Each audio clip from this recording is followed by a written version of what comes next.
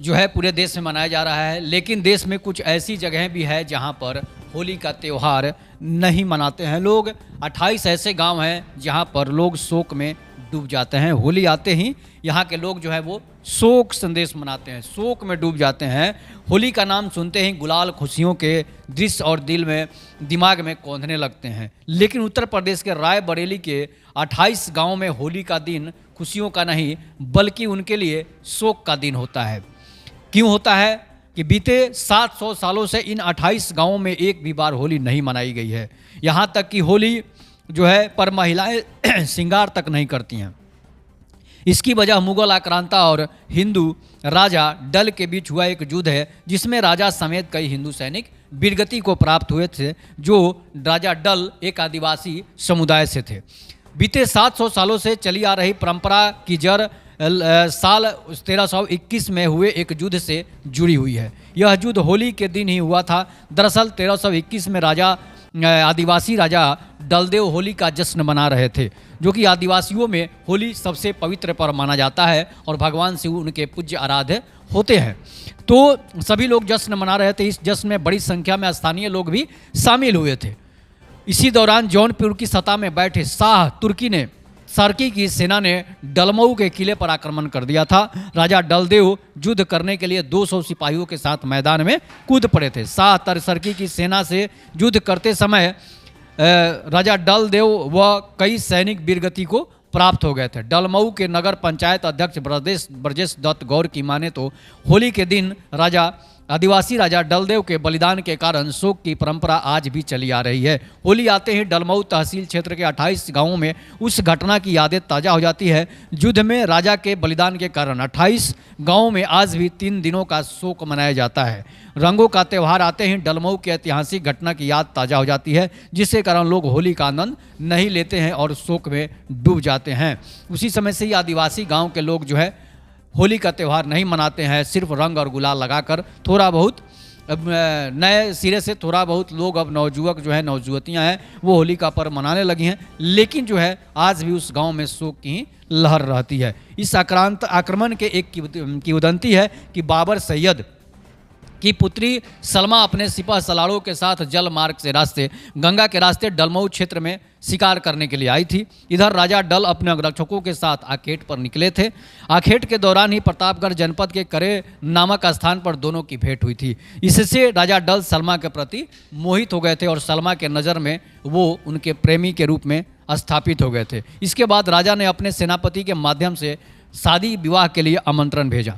आमंत्रण को सलमा ने राजा डल की प्रेम माना और प्रेम माना और उनसे शादी करने का मन बना लिया। लेकिन उसके पिता वह लाव लश्कर के साथ जो है उसके पिता जो है इस बात से गुस्से हो गए।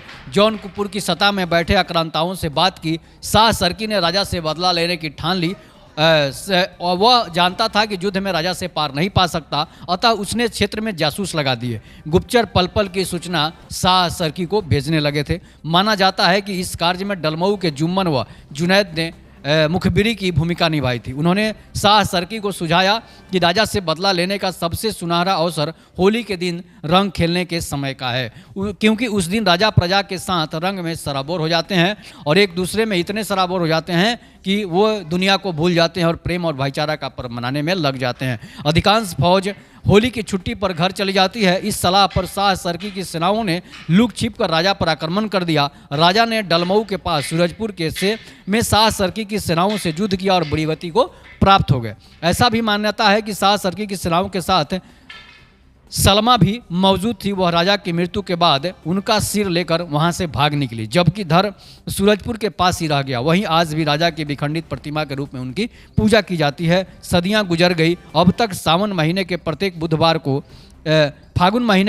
बुधवार को उस पवित्र स्थल पर राजा डालचंद्र की स्मृति में मेला भी लगता है। और राजा डल की स्मृति जो आदिवासी राजा थे उस क्षेत्रों में डलमऊ के दर्जनों गांव, किन किन गांवों में होली नहीं मनाई जाती है इसके बारे में थोड़ा सा आपको बता देते हैं कि इनमें डलमऊ ग्राम पंचायत के 28 मजरे, पुरैवल्ली, निवासगंज, बघेलन, गुलाब सराय, जोधी, नाथखेरा, बिंदा भगत, रेवती सिंह, पूरे अम्बाहा, बबुरा आदि सहित मुराई, बाग देवली, लालितापुरे, कोयली, मोहद्दीनपुर, आफ्ताबनगर, मखदूमपुर, बलभद्रपुर, शेखनपुर, मुर्शिदाबाद, दरबानी पहाड़,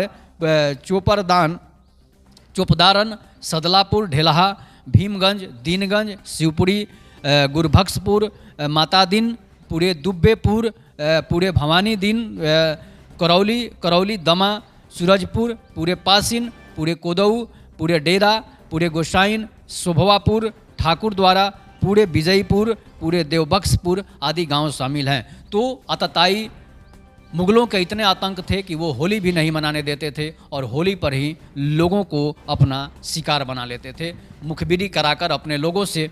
आज भी वैसे लोग हैं जो हैं देश में नासूर बने हुए हैं, जो लोग पहले होली और दीपावली भी नहीं मनाने देते थे। आज उन्हीं लोगों के साथ जो भी हिंदू समाज के लोग हैं, आदिवासी समाज के लोग हैं, जो उन लोगों के साथ आज रिश्ते बना रहे हैं, उन लोगों के साथ उनको अपना नेता मान रहे हैं, उनको अपना उनसे शादी विवाह का रिश्ता कर रहे हैं। आज भी उनकी समय वो अपना इतिहास को लोग भूले नहीं हैं, जो उन्होंने आतताइयों ने, आक्रांताओं ने, मुगल आक्रांताओं ने हिंदू महिला और बेटियों के साथ जो बर्बरता की है, उसी का ताज़ा उदाहरण है कि उत्तर प्रदेश के 28 गांव जो हैं वो होली नहीं खेलता है। ऐसे बहुत सारे आदिवासी बहुल क्षेत्रों में ऐसे गांव हैं जहां पर मुगल आक्रांताओं की वजह से लोग जैसे हिंदू पर्व नहीं मना पाते थे।